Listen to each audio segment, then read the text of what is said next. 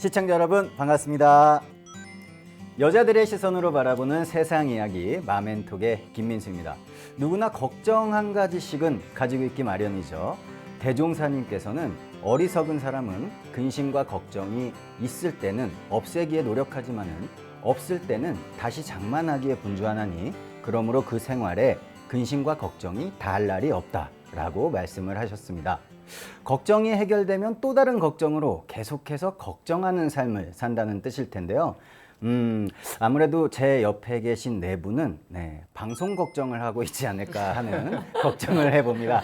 저희 마멘톡을 함께 하시는 김보명 교무님과 우리 세 분의 여자 교도님. 안녕하세요. 반갑습니다. 네, 반갑습니다. 제가 여러분의 걱정을 한번 짐작을 해봤는데 맞나요? 맞으시나요? 네, 아주 딱 맞추신 것 같아요. 딱이라고요? 아니, 어떤 게 가장 걱정되세요? 사실 오늘이 이제 3회째인데. 네. 아, 그냥 이게 할 때마다 또 계속 새롭고 계속 긴장되고 이렇게 끝날 때까지 걱정될 것 같은데요. 끝날 때까지? 저희 안 끝난다는 얘기가 있는데 어떻게 하실 거예요? 네, 그러면 계속 걱정을 안고 가는 거예요. 아, 그렇군요. 아, 우리 배정혜 교도님. 네, 가장 맏언니신데 가장 또 걱정을 많이 하시는 분 중에 딱이세요, 지금. 오늘도 많이 걱정되시나요? 네, 이제 저 같은 경우는 네. 천석구는 천 가지 걱정, 만석구는 만 가지 걱정이 있다고 하잖아요. 네. 그러니까 제 나이 30대였을 때의 걱정과 40대였을 때의 또 다른 걱정, 네. 지금은 50대에 맞는 소소한 걱정거리가 있는데 네. 세월과 함께 걱정거리도 달라지고 있다는 것을 알게 되었습니다. 네. 아, 지금 소소한 걱정을 하실 텐데 저희가 너무 큰 걱정을 드린 건 아닌가 하는 죄송스러운 마음은 있지만 그래도 우리 시청자분들을 위해서 열심히 좀 부탁드리겠습니다. 네. 우리 한정란 교도님은 방송 체질이신 것 같아요. 걱정 하나도 안 되시죠? 아유, 저도 사람이에요. 걱정 많이 됩니다, 저도. 네. 오늘 좀 어떠세요, 컨디션은? 아, 저 뭐 컨디션은 괜찮은데요. 네. 아, 이렇게 회를 거듭할수록 네. 이 기록물이 평생 남는다고 생각을 하니까 그렇죠. 네, 나의 대답이 신중했는가 그런 걱정이 좀 됩니다. 네. 하지만 뭐 마음껏 해주셔도 저희가 또 훌륭하신 감독님들이 계시기 때문에 이게 생방이 아닌 게 정말 다행이죠. 네. 자, 우리 그리고 김보명 교무님. 예. 교무님은 또 걱정 없으실 것 같아요. 이 방송 걱정 특히. 예, 그렇죠? 지금은 걱정은 없어요. 야, 듬직하십니다. 정말. 편안하시죠, 굉장히. 예, 지금 그렇습니다. 네, 예. 여러분 좀 배우세요. 이렇게. 교무님은 벌써 적응을 마치셨고, 아니 그렇다면은 제 고민을 이제 여러분께 말씀을 드렸어요. 여러분도 혹시 요즘에 걱정과 뭐 근심거리가 있으신지, 한 분씩 한번 우리 성인진 교도님부터. 저는 요즘에 그러니까 제가 아기 키우고 있잖아요. 네네. 그러다 보니까 그 육아 고민이 있는데 그게 이제 아이를 키우는 것 자체의 고민이 아니라 제가 일도 하고 있기 때문에 그 일을 하는 거랑 아이를 키우는 거 이거를 같이 잘 하려면 어떻게 해야 되나 그 고민이 너무 많이 드는 거예요. 그래서 내 일도 잘하고 싶고 또 아이도 또 잘 키우고 싶은데 근데 제 일만 또 열심히 하자니 아이한테 제가 좀 소홀해지는 것 같고 내 아이를 열심히 보자니 또 제 일에서 제가 자꾸 좀 부족한 부분이 생기지 않나 해가지고 그거를 어떻게 해야지 다 잘할 수 있지? 막 이런 그런 고민을 요즘 좀 걱정. 야, 근데 진짜로 제가 녹화할 때마다 굉장히 초라해진다고 느끼는 게 저는 일 끝나면 어디 가서 놀지 생각을 하는데 아이 잘 키우랴 또 일도 대단하신 거예요. 저도 진짜. 얼마 전까지만 해도 일 끝나면 뭐 하고 놀지 이랬는데 이게 상황이 바뀌니까 이제 그렇게 또 걱정이 바뀌는 것 같아요. 놀 걱정에서 이제는 육아 걱정으로. 어른이시네요. 감사합니다. 멋진 답변 감사합니다. 어르신.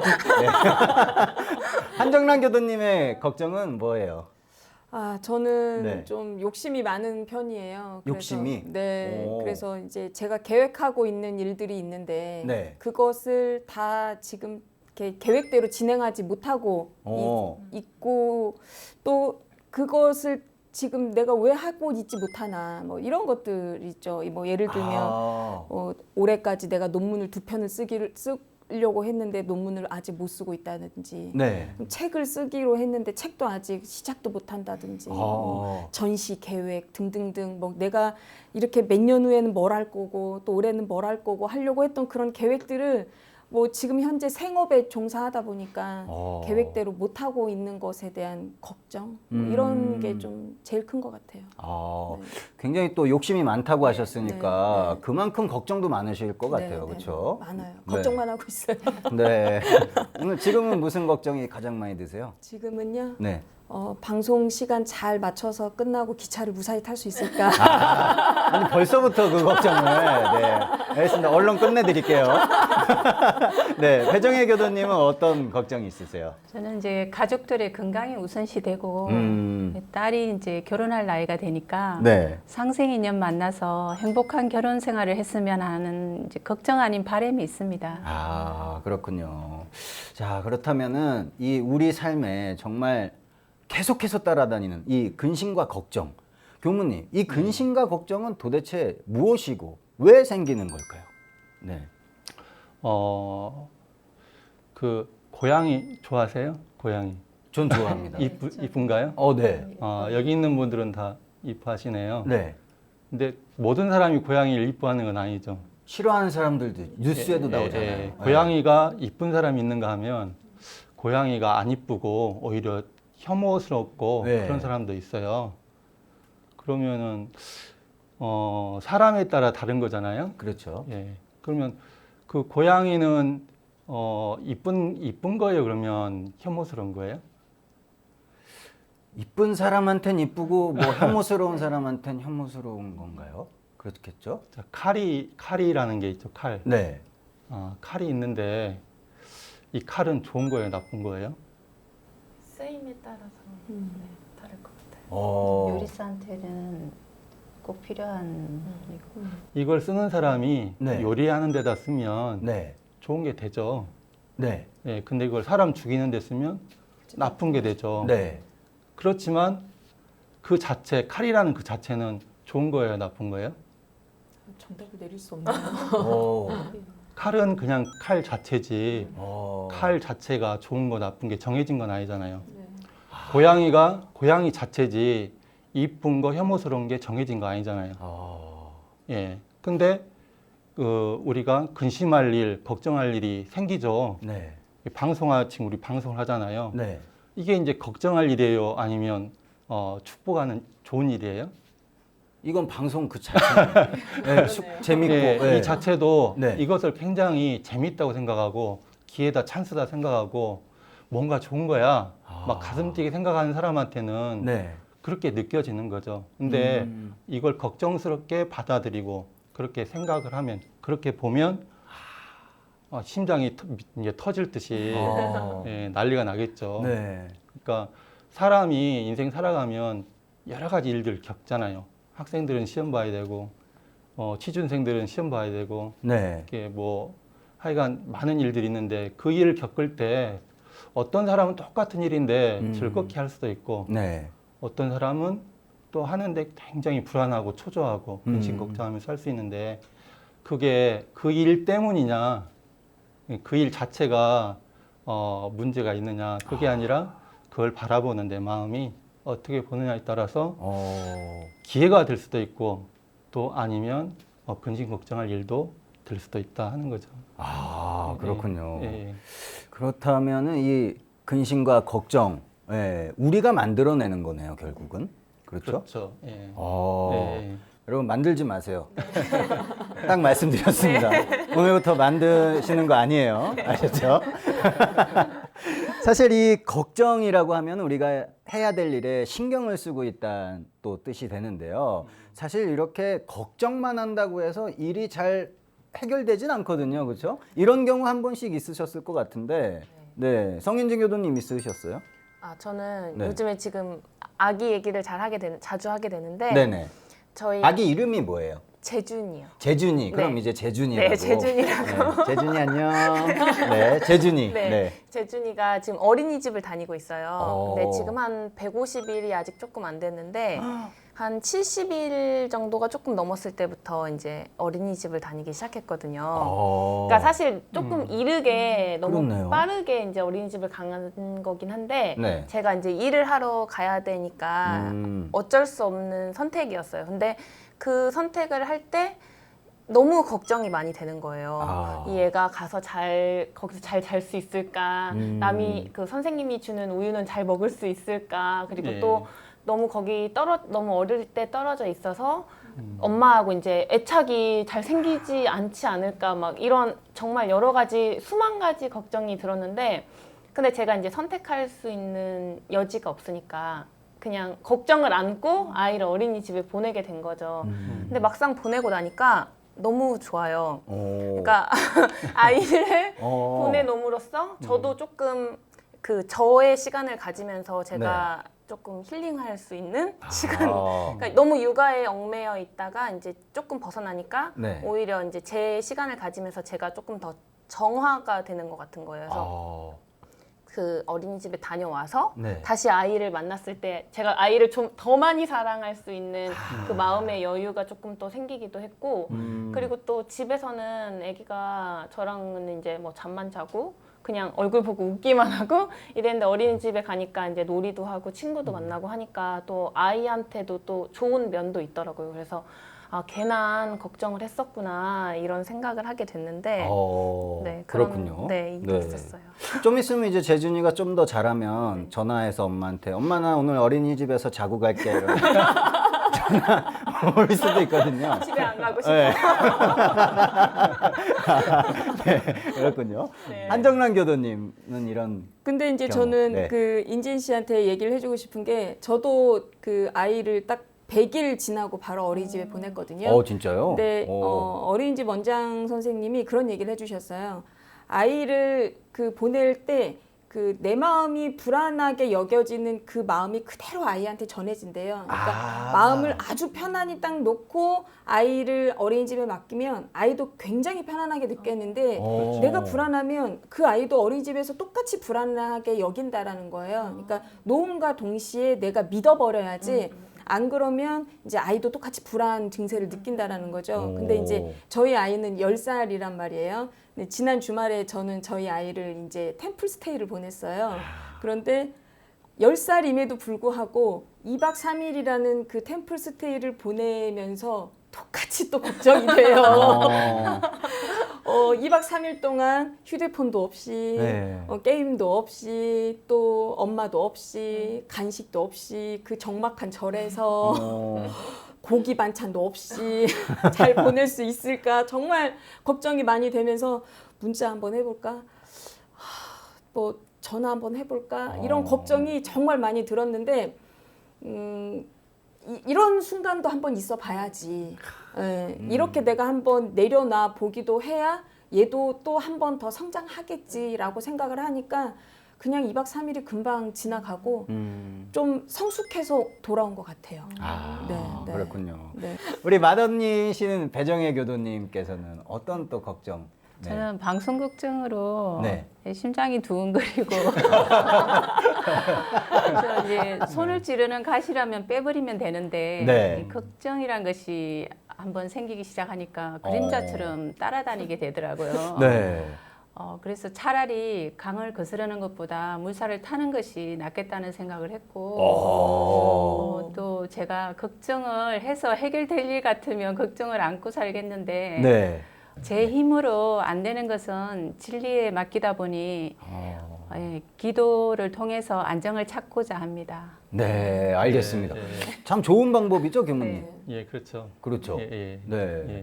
교무님 사실 제가 앞에서도 말씀드렸다시피 대종사님께서 걱정이 있을 때 없애기에 또 노력하고 없어지면 다시 걱정을 장만하기에 분주하다. 이 어리석은 사람이라고 이제 말씀을 드렸었는데 왜 이런 사람은 어리석은 사람인가요? 우리가 이 근심할 일, 걱정할 일 생겼을 때 이제 다신 이런 일 안 닥쳐야지 했는데 그걸 깜빡 망각하고 다시 반복하는 경우가 사실 비일비재하게 많잖아요. 다양하게 남자분들 같은 경우는 저녁에 술 진탕 마셨다가 네. 아침 되면 속 쓰려서 다시는 안 마셔야지. 또 내 속만 쓰린 게 아니라 마누라가 뭐라 하잖아요. 네. 그래서 다시는 안 마실게 했는데 저녁 되면 또 마시게 되잖아요.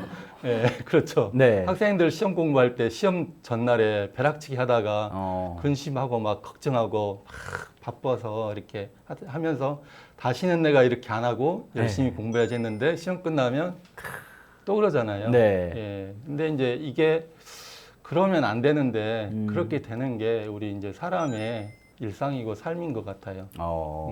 근데 이제 그렇게 하면 이게 그냥 그렇게 하면 현실적으로 내 마음이 먼저 괴롭게 되고 내 삶에 즐거운 일보다는 괴로운 일들이 많이 오잖아요. 네. 예, 그래서 우리가 근심할 일이나 걱정스러운 일을 당했을 때 그 심정을 헤아려서 다음 이제 그 시간이 지나면 다시는 그게 반복되지 않도록 하는 게 네. 참 우리가 지혜로운 것이고 또 단지 지혜로워서가 아니라 우리가 이제 삶을 좀 더 이렇게 행복한 삶을 살기 위해서는 우리가 이제 근심 걱정이 있을 때 그때 확 괴롭고 다시는 안 해야지 하는 걸 네. 절대 잊지 말고 이제 이렇게 다음 일상에 접했을 때는 미리 잘 준비하고 하는 게 필요하겠다. 네. 그래야 우리가 행복할 수 있다 이런 생각이 들어집니다. 네. 아, 우리 예, 예. 교무님 말씀을 예, 예. 가슴 깊이 저희가 예, 예. 새겨야겠습니다. 예, 예. 네, 사실 저희가 걱정이 좋은 걱정도 있긴 있어요, 그렇죠? 네, 걱정하는 게 꼭 나쁘지만은 않지만 그렇죠. 하지만 굉장히 쓸데없는 걱정이 사실 또 많은 것도 사실이거든요, 그렇죠? 네, 여러분은 이렇게 쓸데없는 또 무의미한 그런 걱정이 이렇게 들었을 때 그걸 좀 내려놓거나 해결하는 방법 같은 거 자신만의 노하우가 있다면 좀 네, 네, 설명을 저는 해주세요. 네, 걱정이 많이 들 때 잠을 많이 자요. 잠을 주무세요? 근데 좀 궤변일 수도 있는데 오, 잠을 네. 자면 잡념이 없어지잖아요. 아, 그리고 네. 또 잠을 자려고 노력하다 보면은 네. 내가 누워서 아무 생각도 하지 말아야지 막 이러면서 계속 아무 생각하지 않고 하얗게 만들고 뭐 명상도 하고 막 이러다가 오. 잠을 청하게 되잖아요. 예, 그래서 예. 그 과정에서 이제 잡념도 없어지고 그러면서 걱정을 잠시나마 잊게 되는 것 같아요. 그리고 또 네. 잠이 깨고 나면 또 네. 잊어버리게 되던데. 아 진짜요? 잠을 깨면 이제 싹 잊어버리고 오 이건 뭐 그냥 노하우가 아니라 이거는 타고난 거 아닌가요? 이건 굉장히 또 예, 새로운 방법이네요. 저만의 방법인 것 같아요. 알겠습니다. 저도 한번 자볼게요. 네. 그래. 한정란 교도님의 노하우는 뭡니까? 네. 글쎄요, 이제 저는 뭐 이게 또 딱 같은 케이스는 아닌데 이제 네. 저는 서예 작품을 할 때 이상하게 잘 안 되는 날이 있어요. 이렇게 징크스 맞아요. 같이. 그런 날이 있어요. 네, 뭐 이렇게 똑같은 작품을 하는데도 유난히 글씨가 좀 잘 안 써진다든지 글자를 틀리게 쓴다든지 하는 날은 걱정을 하기보다도 그날은 아예 안 해요. 그날은 작품을 안 해요. 그날은 붙잡고 있어봐야 절대 작품이 나오지 않아요. 네, 그날은 깨끗이 접고 그날 좀 컨디션을 좋게 할 수 있는 상태로 만들어 놓은 다음에 다시 그 다음날 새벽에 그 좋은 상태로 만들어 놓고 하는 게 훨씬 더 좋은 작품을 끌어낼 수 있는 상황이더라고요. 그러니까 계속 그 근심 걱정만 갖고 있다고 해서 될 일은 아니더라고요. 그러니까 차라리 그 상황을 만회해버리는 게 좀 더 좋은 시너지를 낳게 하는 거 아닌가. 네.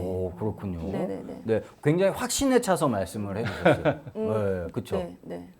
굉장히 좋은 방법입니다. 아예 다른 곳으로 네, 그렇죠. 네. 관심을 돌리고 네. 아예 있는 거죠. 네, 네. 알겠습니다. 멋지시네요. 네. 우리 배정혜 교도님께서는요. 주로 부모님 관련된 일과 네. 아이들 이제 교육 문제, 그 성장 과정에서 오는 그런 여러 가지 문제점들을 그때 상황에 맞게 교무님과 의논을 하다 보니 원만하게 해결이 잘 되었고요. 네. 신앙인의 가진 최고의 무기가 저는 기도라고 생각하기 때문에 그런 해결 방법은 수시로 신고를 해서 주의를 청정하게 하도록 노력하고 있는 게 저희 노하우입니다. 네. 교무님과 상의하세요. 네. 잠을 자지 말고 네. 잠잘 시간에 네. 그 방으로 네, 고향으로 찾아뵙길 바라겠습니다. 자, 우리 대산종사님께서 걱정이 끊이지 않는 저희들에게 무시선, 무처선을 표준으로 잡아 수행을 하면 도움이 된다고 말씀을 해주셨는데요. 교무님, 어떻게 하면 이런 걱정들을 저희가 내려놓을 수가 있겠습니까? 일단은 우리가 그 걱정의 실체가 뭔지 실체. 그걸 우리가 좀 간파하는 것을 해야 될 것 같아요. 그러니까 아까 처음에 말씀했지만은 우리가 걱정의 어떤 대상이 일이 어떤 걱정할 일이 고정되어 있는 게 아니잖아요. 근데 그거는 내가 걱정하고 안 하고는 누가 선택하는 거예요? 우리가 내가 걱정을 하니까 걱정이 되는 거죠. 근데 걱정할 일도 내가 걱정을 안 해버리면 걱정할 게 아니잖아요. 중요한 건 이제 내가 걱정을 한다는 현실이죠. 근데 그러면 내 안에서 이런 걱정하는 마음이 일어났는데 이 무엇 때문에 내가 걱정하고 있는가? 내 안에 어떤 걱정하는 실체를 이렇게 간파하는 게 중요하다. 근데 우리가 원불교에서는 의도연만 한다고 그러잖아요. 이게 내가 왜 무엇 때문에 걱정하는가? 이 걱정의 근본적인 실체가 뭔가 이렇게 생각을 해보는 거죠. 근데 계속 생각하고 있는 게 아니라 한번 생각해보고 내일 보다가 또 잠깐 또 생각나면 또 한번 1분 정도, 10초 정도 내가 왜 이것 때문에 불편하지? 왜 이렇게 내가 이걸 걱정하고 있지? 하고 한번 생각을 해보는 거죠. 그래서 그 걱정의 근본적인 원인이 뭔지 내가 그걸 보게 되면 이 걱정할 일 아니었는데 내가 걱정하고 있었네 하면서 풀리게 되는 거죠. 그렇군요. 걱정의 실체를 빨리 파악을 해서 그 근본적인 원인을. 그게 이제 첫 번째 우리가 해야 될 명상의 방법이고요. 두 번째는 이제 우리 인증교도님이 주무신다고 그랬잖아요. 근데 그것도 좋은 명상의 하나의 방법이에요. 술을 먹질 않고 잠을 자는 것도 좋은 명상이죠. 근데 이제 우리가 잠을 통해서 명상하는 것보다는 이제 내가 의식을 가진 채로 명상을 하는 게 내가 더 주체적으로 해결하는 방법이기 때문에 명상을 하자고 하는 거고, 명상이 길게 말고 잠깐 5분, 잠깐 1분이라도 꾸준하게 해나가면 힘이 쌓여요. 이제 그게 또 하나의 방법이고, 또 하나의 방법은 지금 여기에서 내가 마음을 주의심을 갖고 살펴보는 게 중요합니다. 그러면 주의심을 갖고 살펴보면 내 마음 다 보이잖아요. 내 마음속에 지금 화가 나면 화가 났다는 게 보이고, 그다음에 근심하면 근심이 올라오는 게 느껴지잖아요. 그래서 그 느껴질 때 내가 근심이 올라오고 있네, 걱정하고 있네 라는 게 그걸 자각을 한 다음에 그 생각은 잠깐 놔버리고 지금 내가 하고 있는 일 있죠. 거기에 내가 집중하는 거죠. 온전히 현재를 살아가는 거죠. 이렇게 하는 게 마음 트레이닝이 되는 거예요. 그래서 첫 번째는 내가 이 마음에 걱정이, 근심이 올라올 때 무엇 때문에 내가 이렇게 근심, 걱정이 되는가? 이 일 때문이 아니고 내 마음 때문인데 내 마음 속에 무엇이 있어가지고 괴로운가, 그걸 간파하는 거죠. 의심을 통해서. 또 하나는 잠깐씩 평소에 계속 우리가 운동 가면 담배를 들잖아요. 근데 키로수가 다 다르잖아요. 근데 10kg 드는 거, 20kg 들고 30kg 드는 게 내가 자꾸 운동을 해서 근력이 커지면 10kg 들었지만 운동하다 보면 근육에 힘이 붙으면 20kg 들고 또 힘이 붙으면 30kg 들잖아요.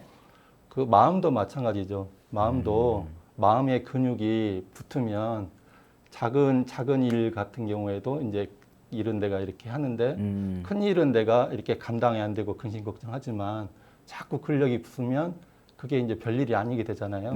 그런 것처럼 우리가 마음도 트레이닝 해가지고 근력을 붙이는 건데 근력을 붙이는 방법이 잠깐 하루에 1분이든 5분이든 규칙적으로 명상을 하는 것. 또 지금 여기에서 일어난 마음을 알아차리고 알아차린 다음에 딱 놓아버리고 현재 집중하는 거. 네. 그게 이제 근심 걱정을 더는 무시선의 방법입니다. 아, 너무 잘 들었습니다, 교무님. 네. 저도 꼭 명심을 해서 앞으로는 좀 쓸데없는 걱정을 안 하는 그런 삶을 좀 살고 싶네요. 네.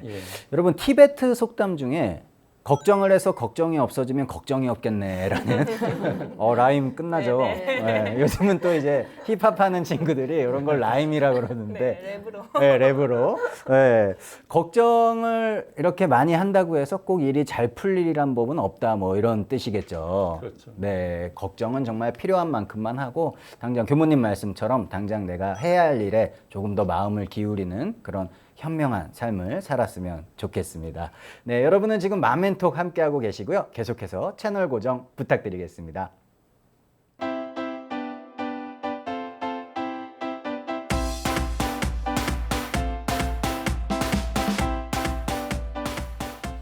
여러분은 지금 마멘톡을 함께하고 계십니다. 자, 계속해서 심심할 틈 없는 우리들의 인생 이야기를 만나보는 공감옥 왓수다 순서가 왔습니다.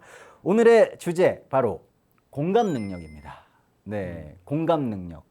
어때요? 주제 마음에 좀 드세요? 네. 어떤 면에서 마음에 드세요? 네, 이거 공감을 못 하시는 것 같은데 지금. 네.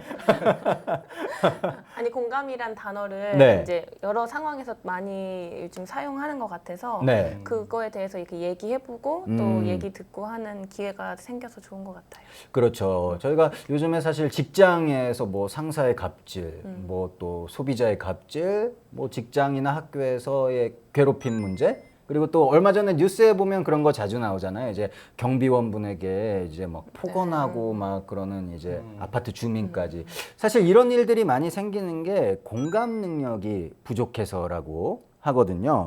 네. 여러분들 솔직히 그 TV 드라마 같은 거 보면서 좀 막 눈물도 많이 흘리시고 화도 나시고 같이 웃고 그런 경우 많으시죠. 여성분들은 특히 많으실 것 같은데. 있으셨어요? 네. 어떤 드라마? 좀 기억에 남는 거 있으세요? 저는 네. 드라마를 많이 보는데 네. 좀 옛날 드라마를 보는 편이어가지고 옛날 드라마요? 네. 오. 그래서 거기서 어떤 부분에서 많이 공감이 되셨어요? 그냥 네. 뭐 연애 얘기 같은 거나 뭐 이런 아, 지금 남편분 말고 좀 옛날에 만났던 남자분 얘기인가요? 아니요 그런 건 아닌데 그런 건 아니고 그냥 공감이 그냥 왠지 모르게 연애 부분에서 알겠습니다. 네, 연애 부분 어떤 부분이세요? 저는 뭐 거의 노래 한 줄기에도 뭐 드라마 대사 하나에도 정말 많이 울고 많이 웃고 제가 주인공 같아요. 다요? 네. 싹 다요? 싹 다요. SF 이런 것도요? SF는 굉장히 안 좋아하고요. 아, 그건 안 좋아하시고. 예를 들면 뭐 네. 나의 아저씨 같은 그런 이런 드라마에서 뭐 아이유의 역할이라든지 이런 네. 거 보면은 막 너무 가슴이 아파서 막 1회부터 끝날 때까지 계속 울고 있죠. 아이유의 네, 연기가. 난 아이유다 이런 생각을 또. 아니 뭐 제가 절대 아이유라고 생각할 수 없고요. 그냥 그 상황이 네. 너무나 가슴 아픈. 아. 근데 이제 대체적으로 이렇게 예술하는 사람들이 네. 좀 감성 능력이 좀 뛰어나다 보니까 아무래도 좀 감정 이입이 네. 잘 되는 편이죠. 그렇군요. 배정혜 교도님은 어떤 뭐 드라마나 영화, 노래 이런 데서 어떤 부분에서 많이 좀 공감을 해보셨어요? 이런 매체를 통해서 네. 다양한 삶을 겪는 사람들을 네. 만나게 되는데요. 어떤 경우에는 제 삶의 행적과 흡사한 경우도 있고 또 어떤 경우에는 굴곡진 삶을 이어가는 것을 볼 때 안타깝거나 눈물을 짓기도 하는데 네. 그들이 겪는 여러 가지 생활이 제 생활과 중첩되기 때문에 이를 이해하면서 생기는 뭐 배경이라고 볼 수 있을 것 같습니다. 그렇군요. 자, 사실 우리가 공감 능력의 사전적 의미를 제가 조사를 해왔는데요. 네, 타인의 상황과 기분을 느낄 수 있는 능력이라고 합니다. 또 맹자는 이를 측은지심이라고도 불렀고요. 교무님, 공감 능력에 대한 또 정의를 한번 내려주시죠. 공감 능력이란 무엇인가요? 공감을 한자 뜻을 풀어보면 함께 공 느낄 감자를 씁니다. 네. 그래서 함께 느끼는 것을 공감이라고 하죠. 그래서 만일 이제 부부가 살아가는데 네. 남편은 괴로워 죽겠는데 부인은 그 괴로움을 전혀 느끼질 못해요. 그러면 공감하지 못한다고 하죠. 네. 이제 경비병 아저씨는 괴로워 죽겠는데 네. 그 주민들은 그걸 모르면 못 음. 느끼면 공감하지 못하는 게 되는 거죠. 네. 공감이라는 것은 내가 저 사람의 이 심정, 감정도 느끼는 게 공감이 되는 거고, 저 사람의 생각을 헤아리는 것도 공감이 되는 거고, 그 사람의 상황 있죠. 네. 상황을 이렇게 헤아리는 것도 공감이 되는 것 같습니다. 예, 지금 사회적으로 굉장히 공감이 지금 필요한 시대고 요구되는 시대고 공감을 받지 못해서 굉장히 사람들이 마음의 외로움을 느끼고 소외감을 느끼는 시대잖아요. 맞습니다. 예. 네. 내가 괴로워서 죽겠는데 그래서 술을 진탕 먹고 갔는데 부인이 자기야 너무 괴로웠어? 이렇게 해주면 어때요? 좋죠. 예, 네. 마음이 탁 녹죠. 네. 내가 집에 빨리 와야지 이렇게 되죠. 네. 근데 괴로워 죽겠어서 술 먹고 왔는데 내 표정이 다 있잖아요. 네. 괴로운 표정인데 당신 술 먹지 말라 했잖아. 안 보이는 거예요. 남편 표정은 안 보이고, 그죠? 네, 그러면 어때? 집에 가고 싶어요? 안 가고 싶어요? 안 가고 싶습니다. 괜히 빨리 왔네. 2차 갈 걸. 이렇게 되는 거잖아요. 네. 공감이라는 게 그만큼 우리가 요구되고 있는데 누구나 필요하면서도 내가 공감받고 싶어 하지 상대를 공감해 주려고 하는 게 좀 부족한 것 같아요. 네. 그러니까 내가 먼저 공감받고 싶으면 공감을 해줘야죠. 내가 남편의 이 심정을, 상황을 헤아려주고 공감하면 네. 남편도 나를 굽어보게 되고 굽어보면 이 느껴지고 공감이 되어지고 그럴 때 우리가 관계가 이 소통이 되는 거 아닌가 네. 이런 생각이 들었습니다. 정말 우리 공감 능력, 공감하는 이 능력이 정말 많이 필요하잖아요. 네. 네. 네. 앞서도 말씀드렸다시피 이제 갑질 관련 뉴스만 해도 요즘 굉장히 많이 보도되죠. 예. 네. 공감 능력이 부족하기 때문에 이런 사례들이 자꾸 발생을 하는데 여러분들 혹시 이런 갑질 좀 당해보신 적 있으세요? 네. 저는 네. 얼마 전에 제가 이제 옷을 사러 갔어요. 옷을요? 네, 큰 이제 브랜드 있는 매장에 이제 비싼 옷인가요? 아니요, 그렇게 비싸진 아, 않은데. 네. 네, 옷을 사러 네, 가셨어요? 옷을 사러 갔는데 네. 이제 이렇게 보다 보니까 15,000원 세일 코너가 있는 거예요. 오. 그래서 이제 15,000원에 이제 거기 걸려 있는 건 다 15,000원이에요. 네. 그래서 이렇게 보다 보니까 바지가 하나 마음에 드는 게 있어가지고 네. 제가 바지를 이제 골라왔어요. 그래서 계산을 하러 딱 갔는데 이거를 딱 찍었더니 59,000원이 찍히는 거예요. 15,000원짜리를요? 네. 그래서 이제 제가 점원한테 말을 했어요. 이거 저 15,000원짜리 세일 코너에서 가져왔어요. 이렇게 말을 했어요. 그랬더니 근데 이건 세일 상품이 아니에요. 누가 거기다 잘못 걸어놨나 봐요. 이렇게 오. 말씀을 하시는 거예요. 그래서 제가 그래요? 근데 저는 15,000원짜리에서 가져왔는데 이제 제가 계속 그렇죠. 이렇게 네.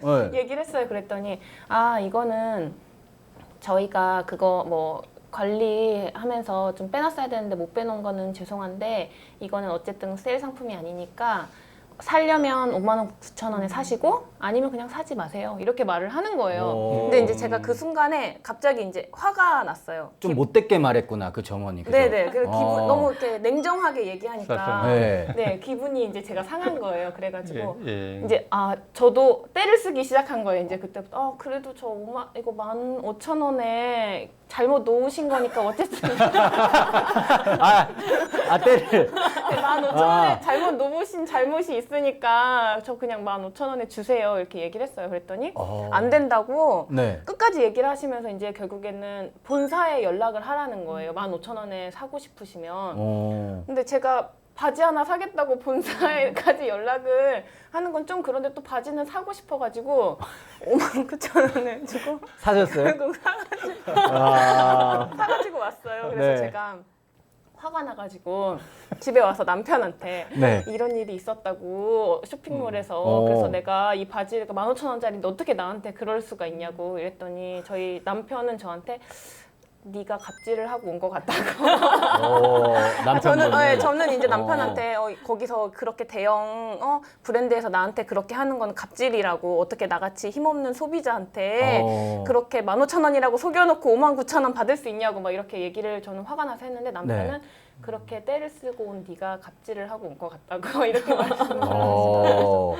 요거 살짝 정리 좀 필요할 것 같은데. 제가 갑질인가요? 아니, 제가 느끼기엔 그래요. 사실 그런 데 가면은 저도 아울렛 이런 데를 좋아해서, 와이프가 또 쇼핑 좋아하거든요. 가끔 이제 손님분들이 보다가 딴 데 걸어놓고 가는 경우가 있어요. 거기서 일부러 그렇게 걸어놨다고는 저는 생각은 안 하는데, 근데 정말 대단한 건 그 15,000원짜리들 사이에서 59,000원짜리를 찾아냈다는 이 옷을 보는 안목이 대단하시다. 네, 저는 칭찬을 해드리고 싶어요. 네, 뭐 이제 또 그렇게 큰 일은 아니니까 또 잊어버리시고, 그죠? 네, 정말 뛰어난 안목을 가지셨습니다. 네. 또 한정란 교도님은 이런 일 있으셨어요? 아니, 저는 이제 그런 것보다도요. 이제 제가 뭐 이제 막 대학원 다니고 이렇게 아르바이트 할 때 이제 방과 후 교사라든지 뭐 문화센터 이렇게 강사 나가고 그럴 때 그 이제 장을 맡으신 뭐 학교장 선생님이라든지 이제 문화센터 뭐 동사무소 뭐 이렇게 높으신 분들이 저는 그냥 그 아이들만 가르치면 되고 그 주민들만 가르치면 되는데, 그 이외의 업무 일을 시킬 때가 있어요. 행사에 식순을 써달라든지, 뭐 여기에 필요한 글씨의 잡무에 관련된 서예 업무를 자꾸 저한테 시키시는 거예요. 근데 사실 저도 아무리 그때가 제가 대학원생이었지만 그래도 등단을 한 작가인데 나의 글씨를 하나 받으려면 나름 뭐 저의 퀄리티도 있고 작품값이라는 것도 있는데, 그것을 꼭 이렇게 아무 꺼리낌 없이 계속 요구하는 게, 그때는 저걸 안 해드리면 내년에 저를 강사 채용을 안 할까봐 해드렸는데, 지금 이제 그 갑질이라는 게 그때만 해도 잘 그런 용어가 없었죠. 네, 그런데 지금 돌이켜 보니 내가 갑질을 그때 당한 게 아니었나라는 생각이 들죠. 근데 아마 알았어도 그때도 똑같이 그렇게 다 해드리지 않았을까. 재계약을 위해서. 네. 속상합니다. 이런 얘기는 좀 들으면 속상해요. 아마 많이 있을 거예요. 그런 게 좀 빨리 없어져야 되는데, 그죠? 그렇죠. 또 마더님께서는 이런 경우 있으셨어요? 저는 요즘 들어서 이게 무슨 생각을 하면 기억이 잘 안 나고 잘 잊어버리게 돼요. 또 가물가물하고. 그래서 제가 갑질을 당한 경험이 있는지 기억이 안 나요. 그렇다고 또 의료 입장에서 있었냐 하면 또 그것도 별로 뭐 기억에 남는 것도 없는데, 굳이 이제 말씀드리자면 어느 날 휴대폰 AS 센터에서 제 차례가 되기를 기다리고 있는데 어떤 중년 남성 한 분이 들어오시면서 휴대폰을 바꿔달라고 다짜고짜 소리를 지르기 시작하는 거예요. 그냥 들어오자마자요? 그랬더니 이제 어린 직원들이 여러 명 달려가서 우선 안정을 시키고 차분차분하게 설명을 해드리면서 이미 사용을 몇 달을 했기 때문에 교환은 불가능하다. 대신에 무료 AS를 해드리겠다고 했더니 그분이 뭐 더욱 언성을 높이시면서 무조건 교환해달라고 그러는데, 이제 어른스럽지 못한 어른의 태도를 보고 그 한 공간에 있었던 사람들이 좀 피로감을 많이 느끼게 되었어요. 그렇죠. 근데 그런 것을 보면서 저는 또 공부거리가 되는 것이 평소에 우리가 남도 이롭고 나도 이룬 자리이타 생활을 한다면 서로 도움이 되고 피연이 되지만 자해타해의 길로 간다면 상극이 되고 그 배은의 결과가 온다는 것을 좀 깨달았으면 좋겠습니다. 맞습니다. 뭐 정확한 상황은 저희가 또 뭐 알 수는 없어요. 왜냐하면 또 그 회사에서 잘못을 했을 수도 있고, 그렇죠? 어떻게 보면은 그 소비자의 잘못일 수도 있지만, 그걸 다 떠나서 거기 함께 있는 사람들을 또 불편하게 만들었다는 거. 이것도 큰 문제가 있는 거죠. 그러니까 잠깐의 분노를 네. 그냥 조용히 얘기해도 되는데 맞아요. 굳이 네. 음성을 높이. 네, 여러분들도 저한테 불만 있으셔도 조금 더 참아주시고 웃으면서 네, 조용히 말씀을 부탁드리겠습니다. 네, 교무님 사실 저희가 사회에서 네, 또 이 가정 내에서 이 공감 능력은 굉장히 중요합니다. 그렇죠? 그렇죠. 네, 그 중요성에 대해서 좀 한 말씀 부탁드릴게요. 다들 인지하고 계실 텐데 이제 말하자면 가족에서 가정 내에서 이제 공감이 왜 필요하냐? 네, 그 시 구절에 이런 게 있죠. 그대가 곁에 있어도 나는 그대가 그립다라는 말이 있잖아요. 네, 근데 그거는 이제 그만큼 사랑한다는 의미인데 원래 뜻은 그런 것 같아요. 네, 근데 그래서도 그립지만 너무 공감이 안 되는 상황이면 옆에 있지만 몸은 옆에 있지만 마음은 없는 거잖아요. 그러니까 네. 그대가 그리워지는 나를 공감해주는 어떤 그대가 그려지는 상황이 되지 않은가. 네. 그리고 아이가 네. 부모님한테 자꾸 이제 무슨 하소연하고 뭐 어떤 그 할 텐데 네. 대충 관계가 너무 일방향으로 이렇게 혼만 나거나 공부해라고만 하거나 어떤 공감적인 그 공감대가 형성이 안 되고 공감받지 못하고 그러면 자녀와 또 이렇게 부모님과의 관계가 갈등 구조가 될 것 같아요. 네. 예, 그러니까 내 자녀가 나한테 공감받는다면 이 부모 자식 간에 굉장히 좀 친밀하게 살지 않을까 싶어요. 예, 근데 그렇지 못하면 가족이 부모 자식 간에도 갈등이 되죠. 네. 예, 그리고 사회에서도 사람이라는 건 누구나 다 공감할 수가 있는 능력이 있잖아요. 네. 선천적으로 있는데, 아까 이제 그 매장에서 그분 같은 경우에 그런 네. 건이 한두 건이 아니잖아요. 네네. 사람들의 이제 피드백이 오는 게. 맞아요. 그러면 이제 짜증나고, 그러다 보면 이제 못 살피게 되는 거죠. 이제 그래서 그렇게 하지만 내가 그 집에 가서 그런 나쁜 이 피드백을 받으면 다시 안 가고 싶죠. 그렇죠. 예. 그러니까 이제 장사를 하시는 분도 오는 손님한테 잘 이렇게 공감하면서 이렇게 소통하면서 이렇게 관계를 맺으면 가던 손님도 오겠죠. 네. 근데 자꾸 이렇게 소통이 안 되고 공감이 안 되고 막 이렇게 사람을 함부로 대하면 발길이 끊어지죠. 그러니까 뭐 사회적인 관계에서도 우리가 현대에서 대기업에서 사람을 뽑을 때 중요한 키워드로 보는 게 관계 능력이잖아요. 네. 근데 관계 능력이라는 게 결국 얼만큼은 서로 공감을 잘하느냐 이게 키워드가 아닙니까? 네. 근데 공감 못하는 사람하고 같이 일하면 그 한 명만이 아니라 구성원 전체들이 힘들어지기 때문에 맞습니다. 그래서 가정에서나 사회에서나 공감이라는 건 굉장히 필요한 것 같습니다. 네, 맞습니다.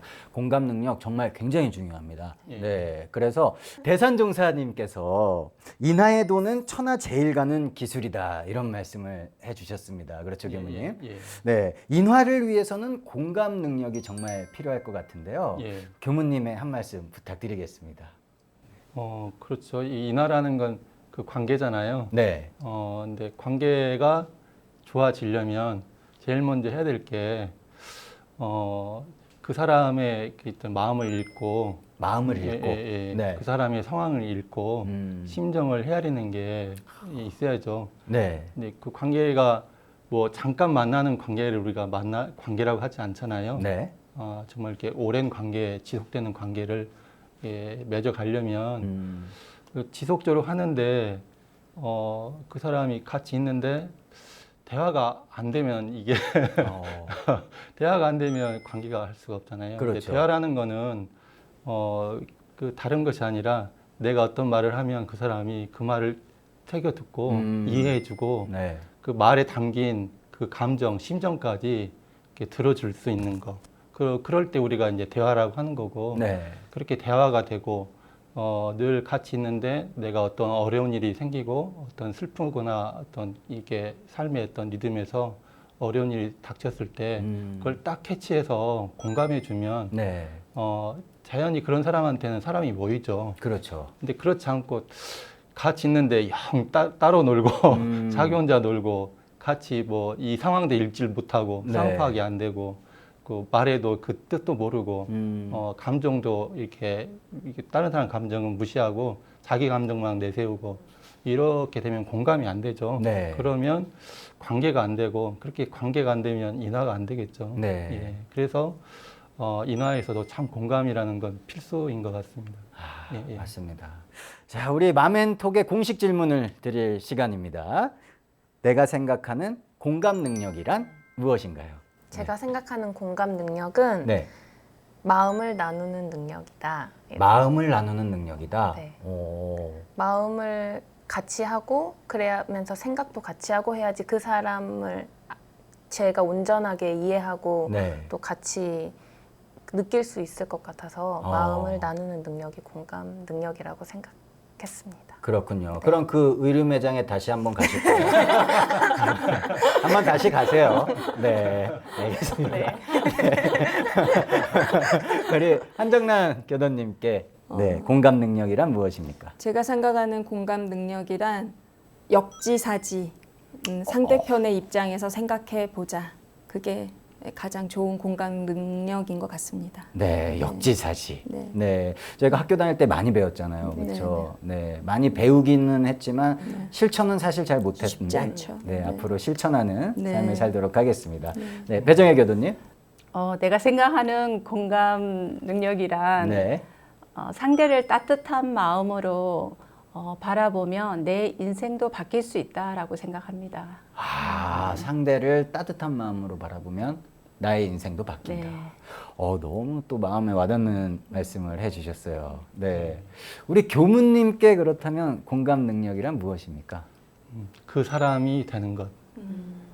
이야, 이거는 박수를 보내드려요. 네. 이게 이 안에 모든 답이 있는 거, 그 사람이 되는 것. 예. 네. 그러니까 이제 우리가 역지사지를 하라고 하잖아요. 네. 근데 역지사지라는 거는 내가 지금 그 정란님 자리에 가서 정란님이 되어서 네. 생각해보고 느껴보고 내가 정란이 되는 거죠. 예. 그럴 때 공감이 되는 거 아닌가. 네. 예. 근데 이제 그러려면 나를 내려놔야 돼요. 그 순간에. 예. 그 남편이 이제 들어올 때 술 먹고 들어왔을 때 내 생각이 있죠. 술 먹고 들어오면 안 되는데 이 생각을 딱 내려놓고 네. 남편이 그 순간 남편이 돼야 되죠. 그러니까 먼저 이렇게 얼굴을 살피고 그 이제 남편의 입장에 있어서 어떤 일이 있었을까. 남편이 돼 보면 네. 그걸 먼저 하면 욕부터 안 나겠죠. 그렇죠. 근데 그러질 않고 내 네. 입장에서 먼저 서 있어서 나부터 돼 있으면 저 사람이 되기 어렵죠. 공감하기 어렵죠. 네. 네. 자, 이렇게 해서 너무 좋은 말씀까지 잘 들어봤습니다. 사실 요즘 먹고 살기 힘든 또 경쟁 사회잖아요. 네, 다들 이렇게 힘든 상황 속에서 그래도 나는 다른 사람들을 좀 배려할 줄 아는 사람인가? 혹은 또 나는 다른 사람들에게 공감 능력이 좀 떨어지는 사람은 아닌가 한 번쯤 되돌아보는 시간이 되셨으면 좋겠습니다. 네, 마멘톡 오늘은 여기까지고요. 다음 이 시간에 다시 찾아뵙도록 하겠습니다. 시청해 주셔서 감사합니다.